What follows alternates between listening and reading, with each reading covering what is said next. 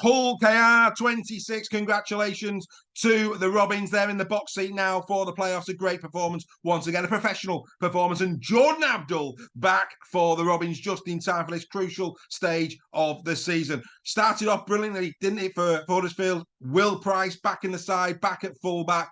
Great turn of pace from Price. Saw the opportunity, went through the gap. Be really interesting to see how he goes in the NRL next season. But yeah, nice try this one from Price. Price on the day, really solid game. Not only that try, but of course the assist, 118 metres in the match. Good clean break. Good, very few errors. I think he only had the one in the game. I thought Will Price played particularly well for Huddersfield. They'll be delighted with that. And of course, the big man, the man himself, Jermaine McGilvery, going in for a try, perhaps his last try for Huddersfield. Of course, there's still 2 games to go, but McGilvery been a great servant, and all the sounds coming out of the John Smith Stadium is the veteran will not be there next year. All you Giants fans, please, against Warrington at the John Smith Stadium, come out, get your banners out, make sure that you give him the send-off that he deserves. He has been an incredible player for your club over the years, an England international. I mean, about 4, maybe 5 years ago, was there a better winger in Super League than Jermaine McGilvery? He has been a sensational player.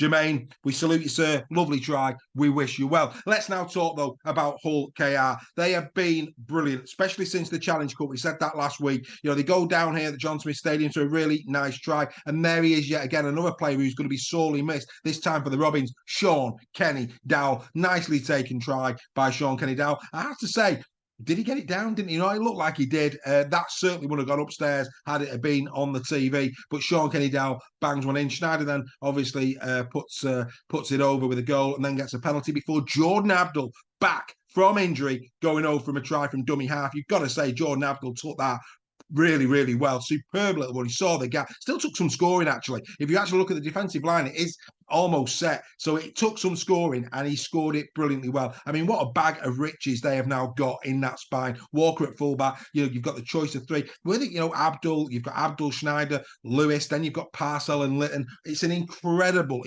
spine. And of course, let's not forget the loose forward, Elliot Minchella as well. So, they've got a bag of riches now as they go in to the playoffs. We know that their pack can, it might not be the biggest pack, but it can stand toe-to-toe against many. So they've got a really good opportunity of Hull KR of doing some great things in this playoff campaign. For me personally, you've got an interesting game. Well, it's not an interesting game. It's a barnstorming game, isn't it? Coming up this Saturday evening when Salford Red Devils come to town. Salford will be buoyed, of course, by that win over the Warrington Wolves. They'll be ready to go, I'm sure, when they get to Craven Park. But, like I say, this for me will be a really good battle for TV. I, for one, am not going to be going anywhere, really, on Saturday afternoon. A back-to-back double header of Super League, Catalan Dragons Leeds, followed by, of course, this one at Craven Park, Hull KR taking on the Salford Red Devils. I'll be certainly getting at least a nice pack of 12 cans, sitting myself down. I won't be drinking them all, of course. Sitting down, telling the kids to go and enjoy them little selves, read a book, do whatever you want to do,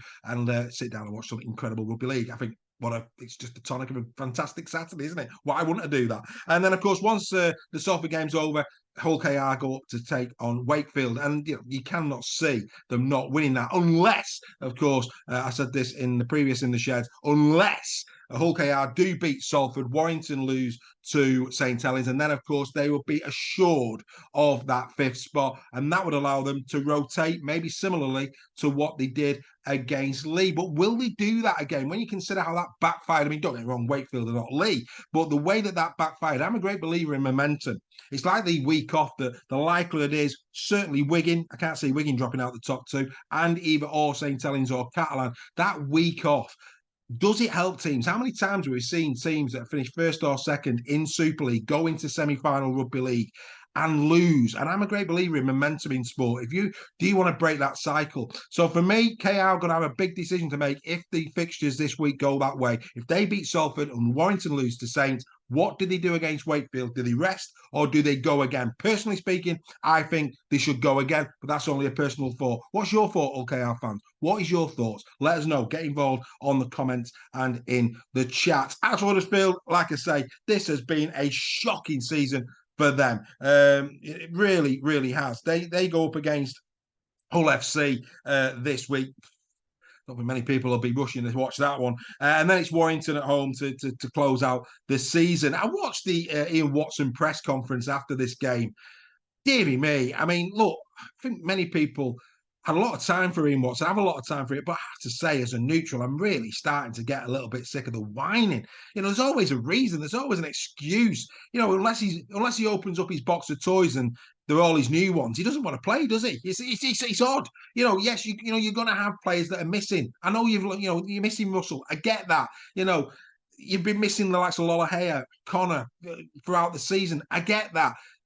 But come on, show me any team. Look at what St. Helens are doing now. St. Helens have lost a mammoth player in Alex Walmsley.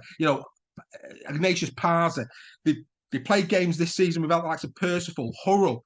At no point have you heard Wellens come out and start talking about what he's not got. He works with what he has got. And that's the difference between championship winning teams, and teams that don't live up to the hype. And I have to say, I think Ian Watson now, it's almost like Darryl Powell Mark II. He has got to start the season well next year, or he could be the first casualty of 2024. That's if he gets there. I mean, if they go down heavily to FC and Warrington in the last two games, there's a big decision to be made there at Huddersfield Giants for me. There really is, because something isn't right. And as a coach, you can't keep coming out blaming referees, blaming decisions. Decisions go for and against you in rugby league matches. And you can't keep complaining that you haven't got, like I say, your little box of tricks. You can't do that. You've got to take responsibility. And for me, at no point this year have I heard accountability coming out of Huddersfield. I've heard a lot of excuses and a lot of whinging. I've got some good friends now that live in Huddersfield, that support Huddersfield. And I'm saying this for them. It's not good enough. They deserve better. That team, that heritage, what they have done, let's not forget, they have won a League Leaders' Shield. Not all of those teams in Super League can say that they've won a League Leaders' Shield. Huddersfield have. They've been to Challenge Cup finals. Yes, okay, they've lost them, but they've been to Challenge Cup finals. This is a team that have been very, very nearly there. They brought Watson in to get them there. And don't get me wrong, they were very close last year in the Challenge Cup, but you can't keep looking back. Yesterday's history. You can't keep doing that. You've got to keep moving forward. Real concerns for the Huddersfield Giants, I have to say. And, when you consider the likes of, I think, McQueen is expected to retire. McGilvery's not going to be there. I mean, they're two Goliath players, two absolutely massive players for the Huddersfield Giants in terms of profile, in terms of presence. They're not going to be there next season. I don't know. I mean, you tell me, Huddersfield Giants fans. I'm just saying this for your benefit. It simply is not good enough. And you want to try and increase attendances? No, sorry, you've got to do better. You really, really do. So there you go. Another in the sheds for another round over and done with. Round 25 is now in the record books. It's been an unbelievable one, hasn't it? Hull KR, great win this one for you against, let's be fair, what can only be described as a pretty poor Huddersfield Giants this year. And nobody was saying that at the start of the year. 26 points to 18 in the enemy's backyard.